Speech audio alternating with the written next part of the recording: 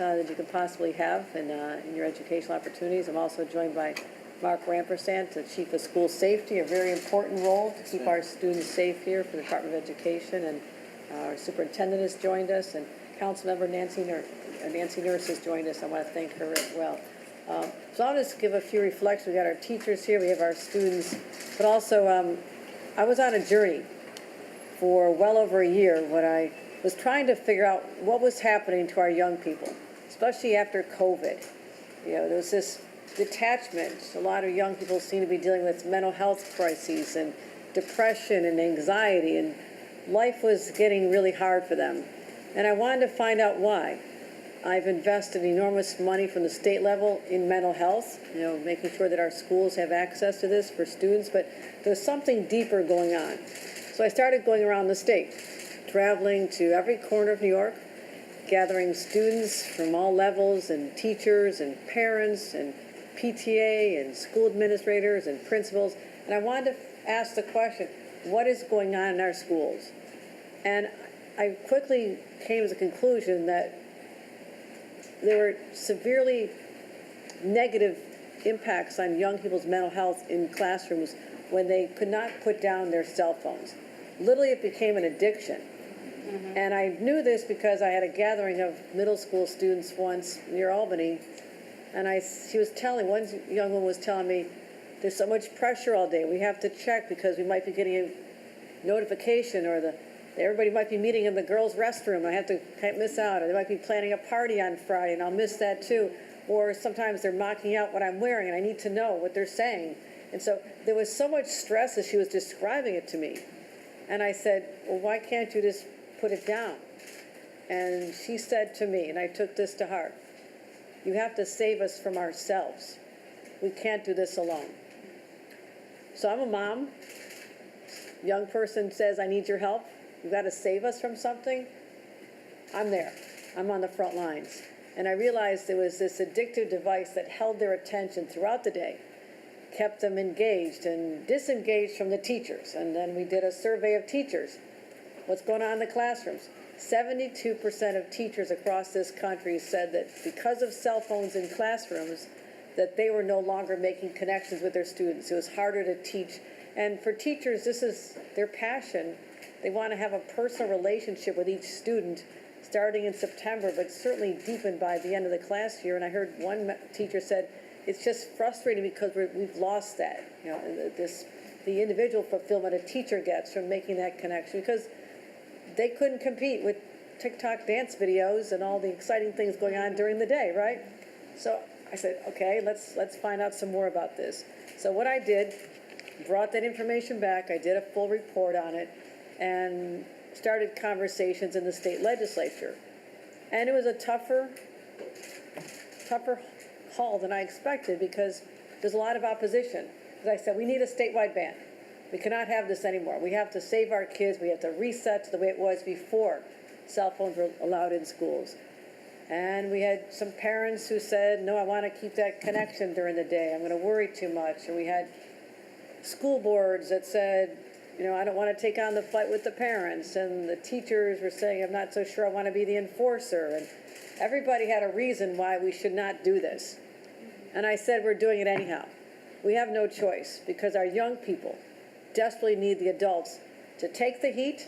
And I said, I'm a mom. I'm used to getting conflict and resolving, you know, people unhappy with me. I'm okay with that. When I know I'm doing the right thing, I'll power through that. And that's exactly what we did this time last year. Got it passed in our budget. And so starting in September, and I'm going to hear from our students and our teachers about how this affected them, but today I'm releasing new results from a study we did around the state. It was spread all over New York. About 47% of the results came in from New York City, 53% from the rest of the state. And over 600 teachers and school administrators said 80% reported that the students are behaving better in a more engaged way. They're collaborating more. They're talking to each other. And basically, I read all the comments. They're acting like kids again, feeling that burden lifted from their shoulders, and they're participating in class discussions, and teachers are feeling they can finally teach. And the other one that I found fascinating, because I was aware of all the bullying that was going on in schools, much of it online. 60% of the responses said that bullying itself was down. Bullying was down. So young people could just go through the day without being harassed and feeling focused on something else other than making connections with friends, making new friends, and doing their schoolwork. So that's what we're supposed to do. We did something about it. We have, finally, kids are talking to each other, right? I want to hear from you directly. But we've been working on this mental health crisis for a long time. One other thing we did, because I can't control what happens outside the school days. I know there's a lot of hours when you're at home and supposed to be sleeping at night, and you're not. I know this.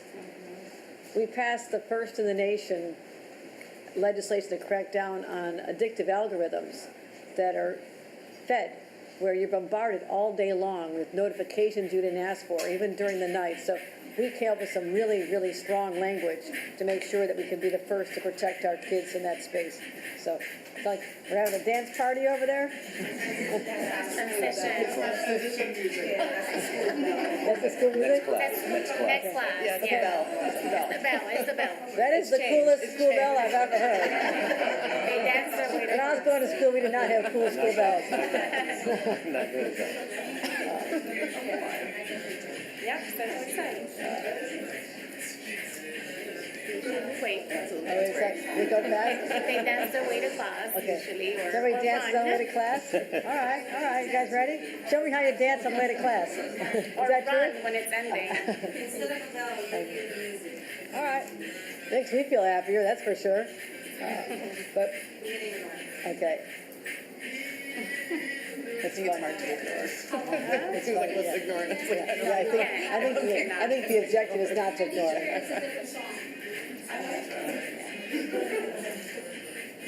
Is that at all schools? Or is that you don't put that in? You put this in? You asked for the music? But they do have good choices. You made a good choice, okay. Okay, that's good to know. Good to know. Supposed to get you moving. Yeah. That song is Lovely Day. Lovely day? Yeah. Lovely Day, that's how they start. Okay, that's great. That's the first song they have. Lovely Day. Yeah. To get them They should in do that mindset. everywhere. They should do that everywhere. The longest 3 minutes.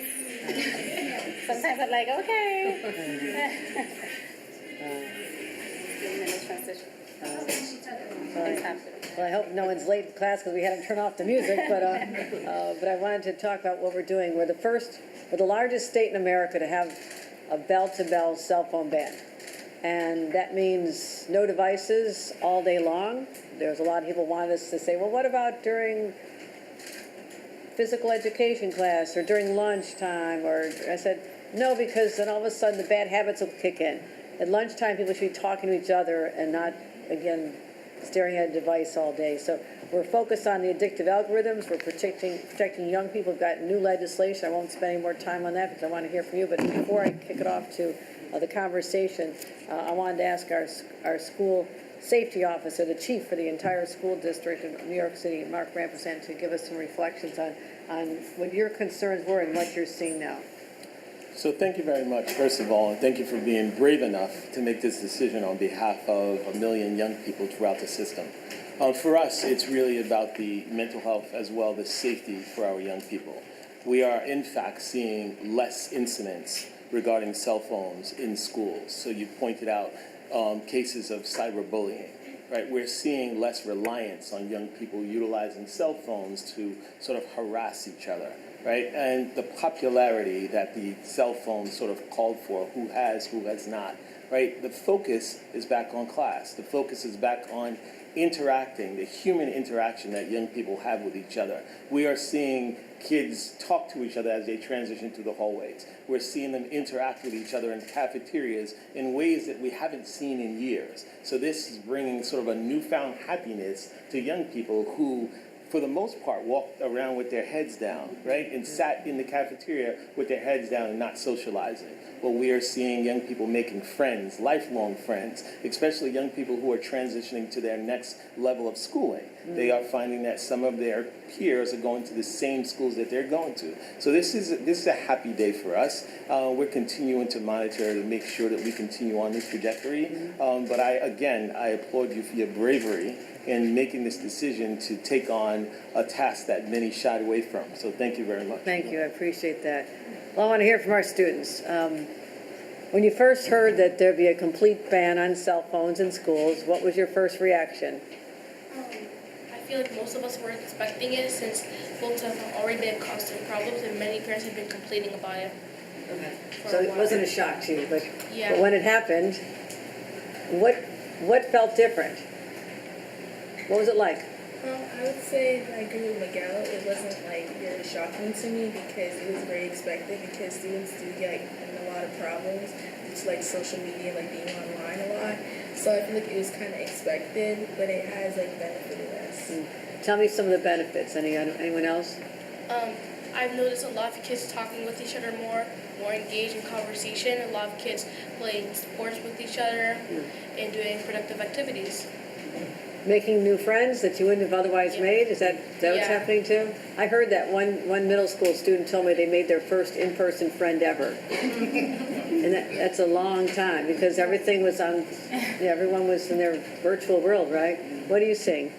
Yeah, I definitely agree with Miguel and Julia. I believe that when the school announced that there was going to be a phone ban, I feel like a lot of students were very affected by it. Personally, I think it was good because I never really used my phone during the school day anyways. So, but I know for other students, it was definitely positive. They can engage in more discussions, talk with others, and they're not being constantly reminded of who's texting them, who's calling them on their phone. And what about just what's happening in the classroom? Are people paying attention a little bit more? And I'll ask the teachers if they're seeing that. Yeah. A lot of kids are paying much more attention and a lot of kids are more engaged in schoolwork when it comes to group activities. Yeah, That's you good. do see students more participating more, like when it's time to, and everybody's more socializing with like teachers and educators. That's great, that's great. And playing some games at lunchtime? You seen some games come out? Yeah, like Uno, like board stuff like that. Like some kids been like making board games, Uno, stuff like that, so they're more entertained instead of looking down at their phones.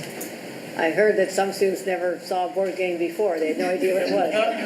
What are some of the board games that students play? Like Connect Four is big, but sometimes like some kids bring the mini version, the mini version of Uno, stuff like that. Yeah. Scrabble's a good one. Yeah. Kind of a throwback to the old days. Help you with your spelling. So let me ask our teachers, what are you seeing? What happened in the classrooms? And I'm sure initially a little rough, but what are you feeling now? Initially, it was rough. We had yonder pouches in the beginning, and they were resistant to the yonder pouches. So much so that the yonder pouches no longer worked. And eventually, when we got the phone boxes, it seemed to be a little bit more, they were more receptive to the phone boxes. I've had students who, in first period, if they didn't get a chance to put their phone in the phone box, they would come third or second period when they finally remembered, here's my phone. So they're making a conscious effort to follow the regulation, and in class, it's a family dynamic. It's laughing, it's learning, it's everything that's going on, that should go on once we found a system that worked.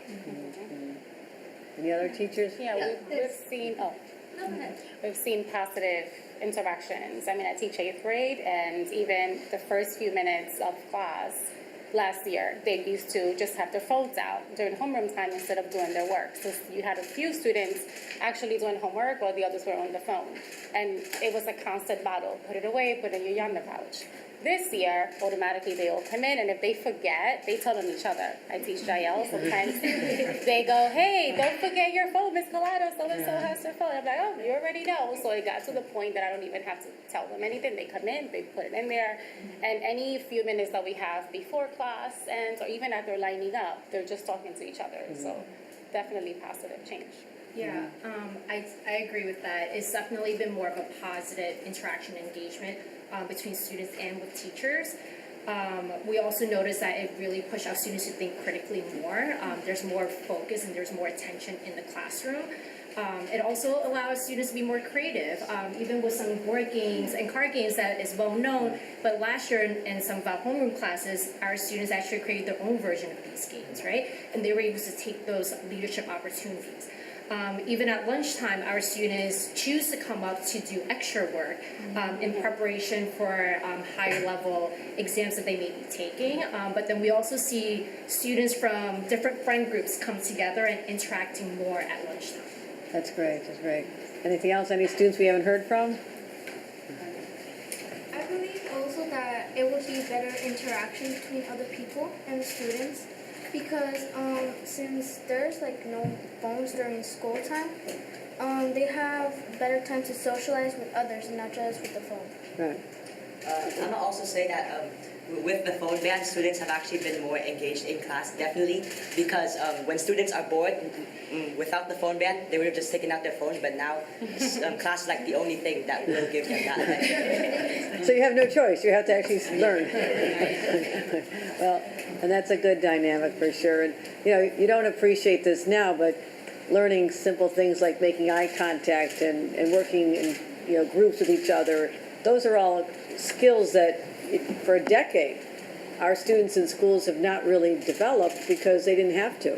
Their world could be limited to a device in their hand, and they weren't forced to push themselves in their comfort zone to get to know other people and have the conversation. But when you could leave school someday in the workforce and in your lives, that's really important to have. I feel like for a long time, young people, no fault of their own, have maybe been more stunted in this area.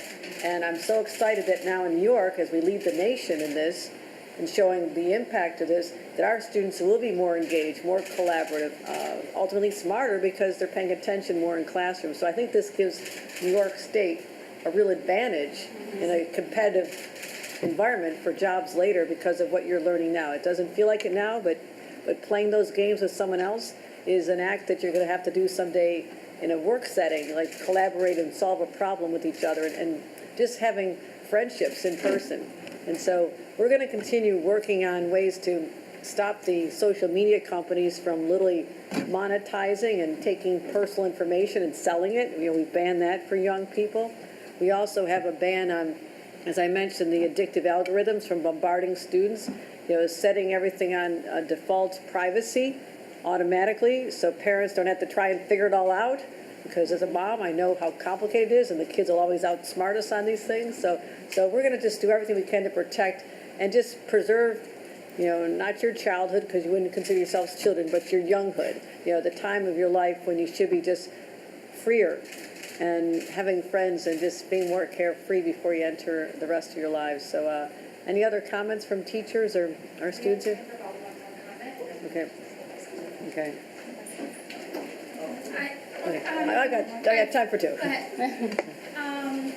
So I've been educated for quite some time, and I've seen what cell phones have done and where children were when they had the cell phones in terms of socially, emotionally, and it was saddening, it was upsetting because there were a lot of struggles. It was impacting them. There were a lot of conflicts between the children because they were dependent on their phone and the comments and the cyberbullying that was prevailing during those years when we were trying to get a handle on taking the cell phones away from the children with the Yonder pouch, which, it was successful only to a limited extent because they found ways around that.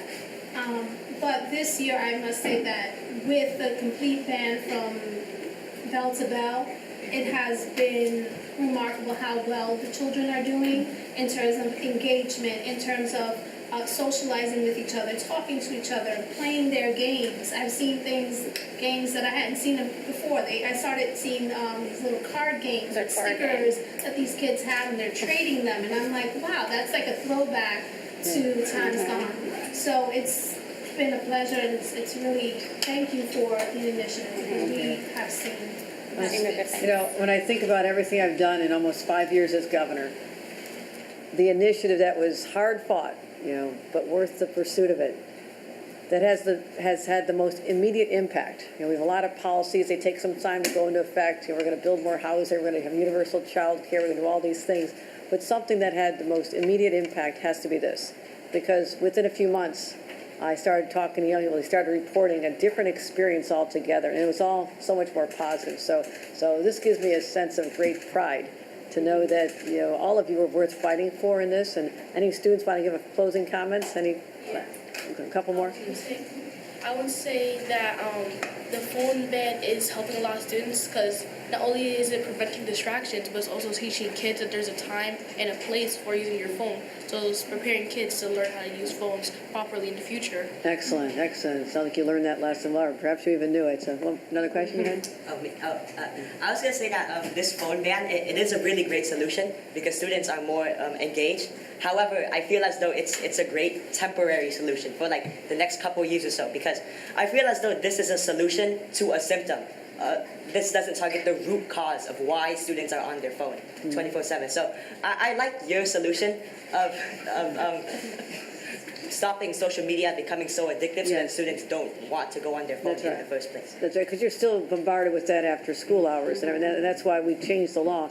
Yeah, New York State will always lead in this space, and I think it'd be smart of other states, and maybe you'd agree, that students all over America should not have the access to a cell phone during school, and they should also adopt what we're doing to protect young people from notifications during the night, or having all these, you know, these AI chatbots, you know, developing relationships with young. We have a whole host of reforms we'll talk about another time, but we are leaning hard into this because it is not your fault that there's companies out there making billions of dollars by monetizing your time, taking your time, bombarding you with this. And we're going to stand up against that on behalf of all of our students. So thank you, everybody. Appreciate you. Thank you. Thank you.